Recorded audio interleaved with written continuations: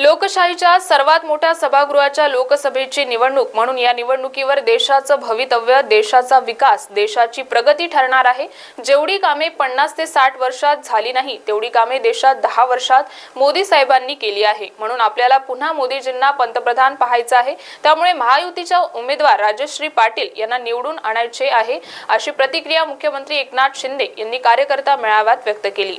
यवतमाळ वाशिम मतदारसंघात लोकसभा निवडणूक होत आहे। याच अनुषंगाने महायुतीच्या वतीने कार्यकर्ता मेळावा यवतमाळ येथे आयोजित करण्यात आला होता। या कार्यकर्ता मेळाव्यामध्ये महाराष्ट्राचे मुख्यमंत्री एकनाथ शिंदे, उद्योग मंत्री उदय सामंत, मंत्री संजय राठोड, माजी मंत्री राजाभाऊ ठाकरे, आमदार अशोक उईके, खासदार हेमंत पाटील, आमदार निलय नाईक, इंद्रनील नाईक, आमदार मदन भाऊ येरावार यावेळी उपस्थित होते। उमेदवारीची नाहीये, ही निवडणूक आहे देशाच्या विकासाची। ही निवडणूक लोकशाहीतल्या सगळ्यात मोठ्या सभागृहातली निवडणूक आहे, लोकसभेची निवडणूक। आणि म्हणून या निवडणुकीवर देशाचं भवितव्य ठरणार आहे, देशाचा विकास आहे, देशाची प्रगती आहे।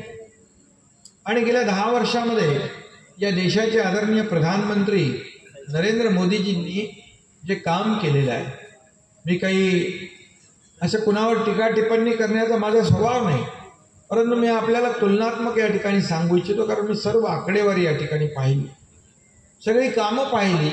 गेल्या 10 वर्षामध्ये आदरणीय मोदी साहेबांच्या नेतृत्वाखाली देशामध्ये गेल्या 50-60 वर्षामध्ये जेवढी कामं झाली नाही त्यापेक्षा दुप्पट कामं या गेल्या 10 वर्षामध्ये झालेली आहे।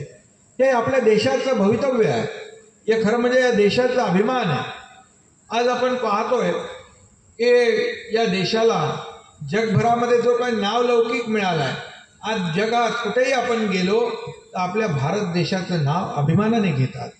आज आपल्या देशाचं नाव पूर्ण जगभरामध्ये रोशन करण्याचं काम आदरणीय मोदीजींनी केलं। हे असंच होत नाही, त्याला आपल्याला त्याग करावा लागतो, त्यांना मदत करावी लागते।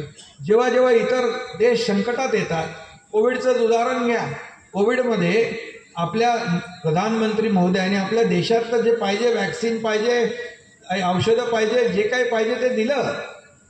परंतु जगातल्या अनेक देशांनी आपल्या भारत देशावर विश्वास ठेवून आपल्याकडे मागणी केली आणि आपल्या प्रधानमंत्री महोदयांनी त्यांची मागणी पूर्ण करून कोविडमध्ये देखील त्यांना मदत केली।